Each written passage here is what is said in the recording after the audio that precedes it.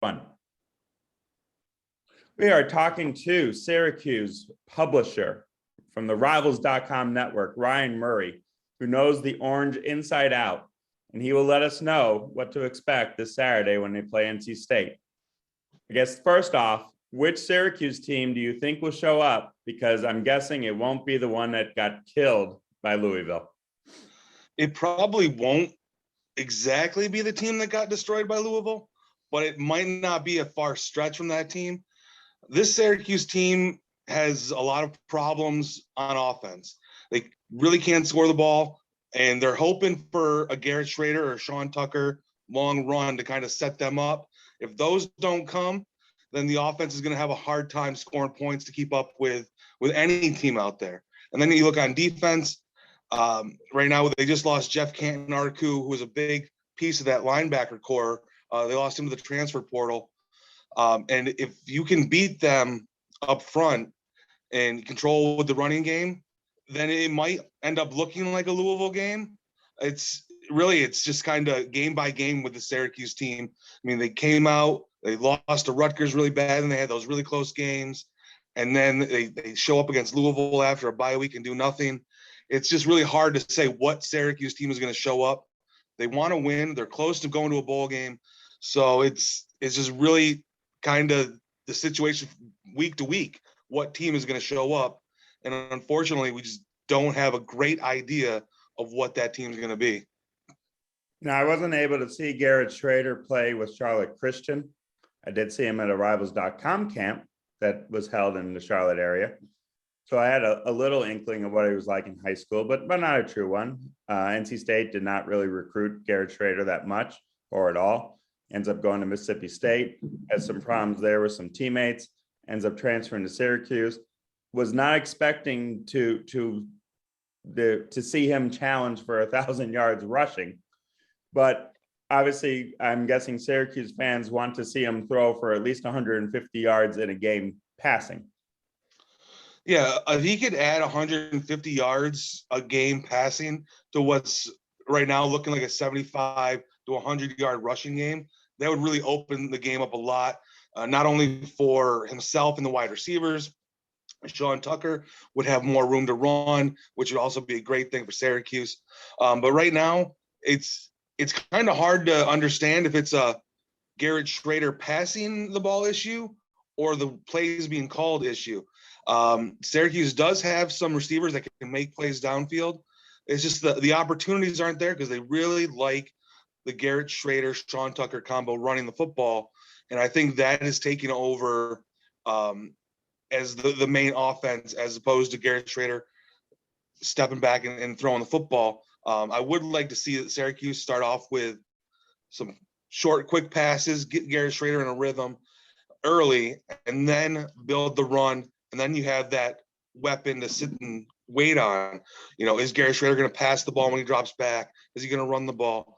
There's a lot with the Syracuse offense that is a bit puzzling when it comes to throwing the football. But definitely seeing Garrett Schrader throw for 150 yards a game would be ideal. Hasn't happened on a regular basis this year.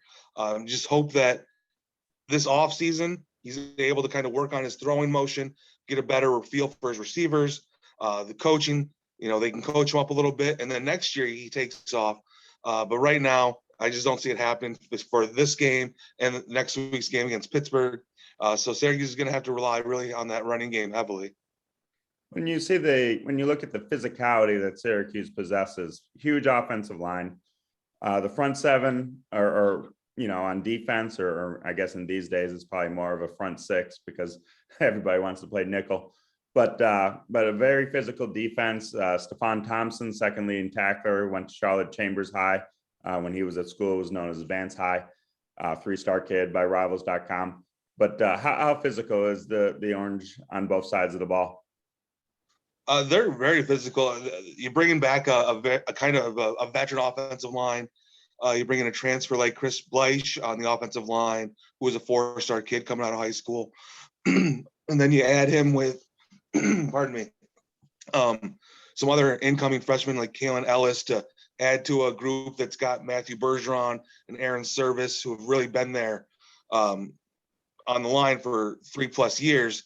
It gives them a veteran presence up front on offense. Then on defense, you've got those super six type guys and McKinley Williams, Cody Roscoe, Kingsley Jonathan. And then you mix in the other defensive ends like Josh Black. And then you mentioned Stephon Thompson coming from the linebacker unit with Michael Jones.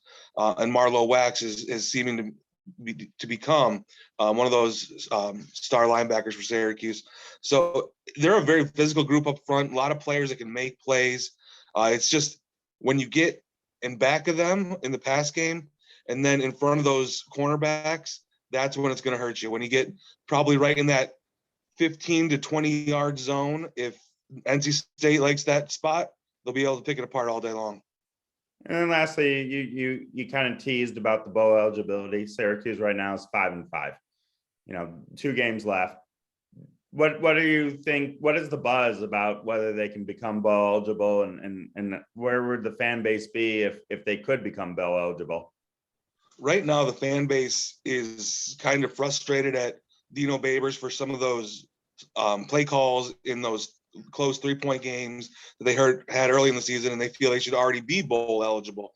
But being bowl eligible coming off of last year's COVID season would be huge for not only the players, but for Dino Babers and his long-term contract at Syracuse. So there's a lot playing into it on all sides. Everybody wants that bowl game. It'll help the incoming freshmen that haven't played, obviously get those practices that they wouldn't have normally.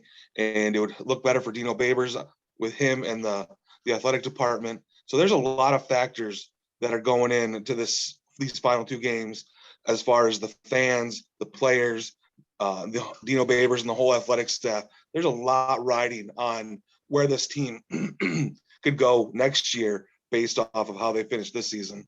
Who is the season finale with? Pittsburgh.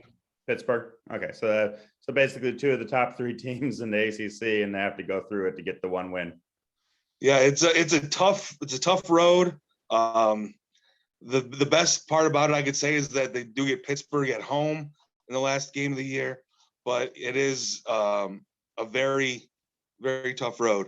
Syracuse has pulled upsets in the Carrier Dome before. They haven't really pulled a big upset on the road under Dino Babers. So, like I said, these last 2 games mean a lot as far as this season and future seasons. So there's a lot riding on these 2 games for Syracuse. We were talking with Ryan Murray. Where can Wolfpack fans see your updates on Twitter?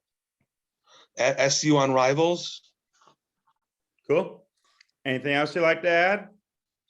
I hope it's a better game to watch than last week's game. I really do. For NC State fans, watch out on the outsides for Deuce Chestnut and Garrett Williams. Those 2 are only freshmen, and they could become a duo that you see in the next couple of years that you don't want to see.